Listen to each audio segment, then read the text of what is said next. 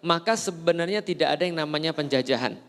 Makanya kan kalau kita dengar kata-kata dari salah satu tentara Izzuddin Al-Qassam itu, tentara khususnya Hamas, itu kan pernah mengatakan begini, saya kira waktu itu Gaza yang dikuasai oleh Israel.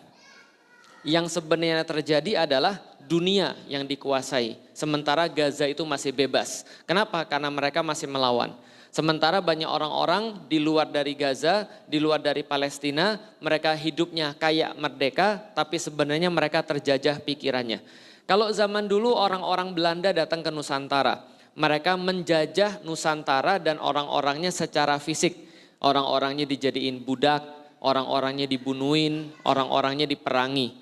Tapi itu zaman dulu, karena penjajahan fisik ternyata terbukti itu nggak pernah berhasil. Kenapa? Karena orang pasti akan ngelawan balik dan dunia akan melihat bahwasanya ada orang-orang yang melawan penjajahan fisik. Maka setelah tahun 1900-an itu bukan lagi yang umum dipakai penjajahan fisik, tapi namanya penjajahan pemikiran. Namanya kalau dalam bahasa Arab sangat terkenal sekali namanya Ghazul Fikr atau perang pemikiran. Perang pemikiran ini kayak apa? Perang pemikiran itu nggak perlu perang fisik. Belenggunya bukan borgol. Belenggunya bukan rantai, tapi belenggunya ada di dalam kepala. Yang buat dia, bedanya penjajahan fisik sama penjajahan pemikiran adalah orang yang dijajah fisik itu nggak pernah akan ada yang ridho. Nggak pernah ada yang ridho. Tapi kalau penjajahan mental, penjajahan pikiran, itu bisa jadi yang dijajah ridho. Bisa difahami ya? Contoh, dulu perempuan dipaksa jadi budak. Perempuan ada yang ridho atau tidak? Walaupun mereka nggak bisa melawan, tapi mereka tetap nggak ridho. Ketika perempuan dijadiin warga nomor 2 misalnya. Ketika perempuan-perempuan di Amerika waktu itu nggak boleh naik bis, nggak boleh kerja, nggak boleh menempati posisi-posisi penting. Tapi zaman sekarang, gimana caranya buat cewek agar jadi dalam tanda kutip budak juga? Pikirannya dipengaruhi. Telanjang itu keren. Kalau kalian bisa seksi, menarik bagi orang, keren. Berarti zaman dulu orang beli cewek dijadiin budak disuruh nari telanjang di depan cowok-cowok. Itu kan zaman dulu. Kalau zaman sekarang nggak usah dijadiin budak. Dia sudah nari-nari telanjang di depan cowok-cowok. Paham maksud saya? Sama-sama penjajahan tapi bedanya satu penjajahan fisik, satunya penjajahan pemikiran.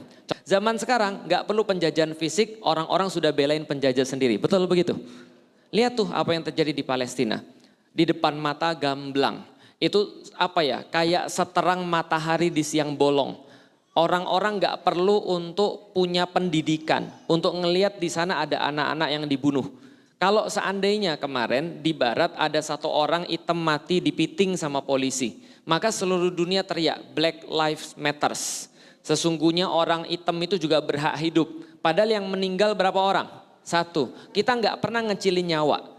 Di dalam Al-Quran bahkan kita dikasih tahu, satu orang manusia, bukan satu orang muslim ya, satu orang manusia kata Allah, yang nyawanya hilang tanpa alasan yang benar, itu seolah-olah seperti rusaknya satu dunia.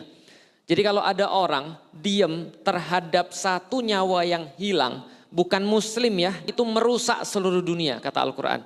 Sebaliknya menyelamatkan satu nyawa, gak dibilang muslim ya, menyelamatkan satu nyawa saja, itu karena memang perkara yang benar seperti memperbaiki seluruh dunia. Kenapa Allah menyampaikan begitu? Contohnya di depan mata kita. Kenapa bisa begitu? Kalau satu orang dibunuh bukan karena perkara yang benar, bukan karena perkara yang betul, orang-orang diem semua, besoknya pembunuhan itu pasti akan menyebar kemana-mana. Kenapa? Karena namanya maksiat itu jadi contoh Bapak Ibu sekalian. Ada orang ngelihat, oh jadi nggak apa-apa bunuh orang. Maka dia juga bisa bunuh orang kalau dia nggak suka. Oh nggak apa-apa berzina, berarti besok-besok dia juga berzina kalau dia mau. Maka kalau seandainya seperti ini, hilangnya satu nyawa sama seperti hilangnya seluruh dunia, maksudnya gitu. Dan menyelamatkan satu nyawa, kita nolongin orang lain, itu juga jadi contoh.